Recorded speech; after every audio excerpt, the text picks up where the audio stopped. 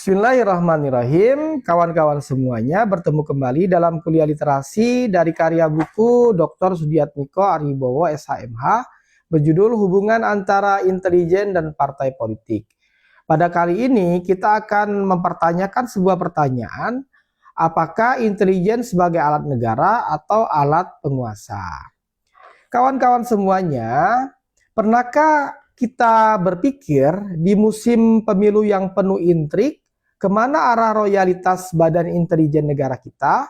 Apakah mereka murni bekerja demi keamanan nasional atau diam-diam bergerak di bawah bayangan sebagai alat politik praktis untuk memata-matai oposisi dan mengamalkan kursi penguasa?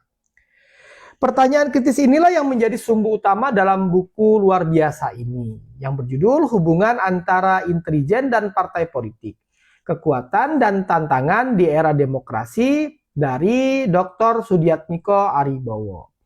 Hari ini kita akan membedah salah satu pembahasan yang paling sensitif namun yang paling krusial, yaitu sisi gelap politisasi intelijen. Mari kita ulas. Di dalam bukunya, Dr. Sudiatmiko mengupas tuntas satu istilah yang sangat diwaspadai dalam sistem demokrasi, yaitu politicization of intelligence atau politisasi intelijen. Sederhananya begini kawan-kawan. Ini adalah kondisi ketika produk data atau bahkan institusi intelijen dimanipulasi, diarahkan atau digunakan bukan lagi untuk kepentingan keamanan nasional, melainkan untuk syahwat politik kelompok tertentu.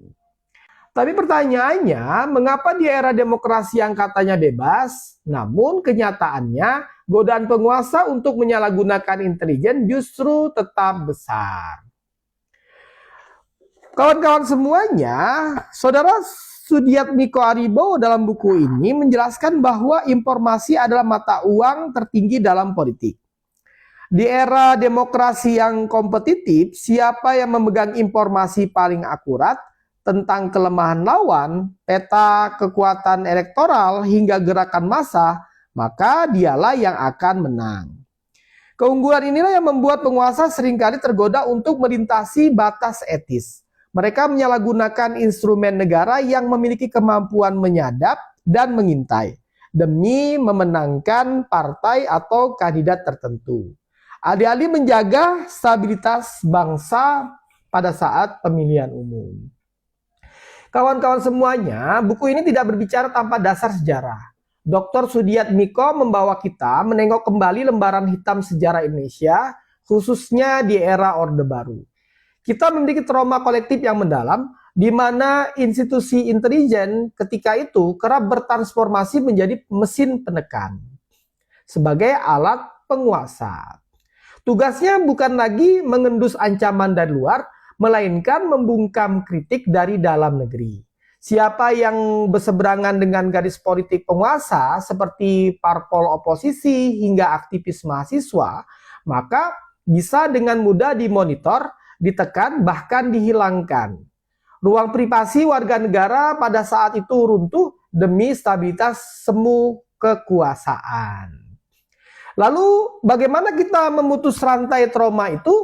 Maka buku ini menjelaskan bahwa pasca reformasi Indonesia melakukan benteng pertahanan hukum yang kokoh, salah satunya yaitu melalui lahirnya Undang-Undang Nomor 17 Tahun 2011 tentang Intelijen Negara. Undang-undang ini adalah batas tegas yang dirancang agar intelijen kembali ke hitahnya sebagai alat negara, bukan sebagai alat kekuasaan. Regulasi ini menegaskan bahwa intelijen harus bekerja secara profesional, objektif, netral, dan yang paling penting berada di bawah pengawasan hukum serta menghormati nilai-nilai hak asasi manusia.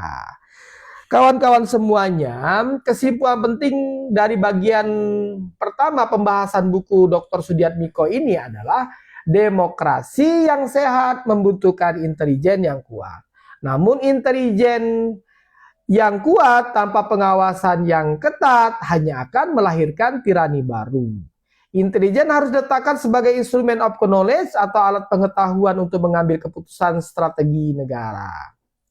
bukan sebagai instrumen of power untuk memukul lawan politik. Buku ini kawan-kawan semuanya wajib dibaca oleh kita semuanya yang peduli dengan masa depan demokrasi dan hukum di Indonesia.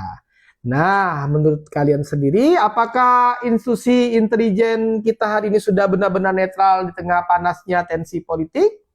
Atau kalian melihat masih ada indikasi politisasi? Tulis pendapat kalian di kolom komentar. Saya Nur Rahim Yunus, bertemu kembali di pembahasan berikutnya dari buku karya Dr. Sudiatmiko Aribowo tentang hubungan antara intelijen dan partai politik. Salam literasi.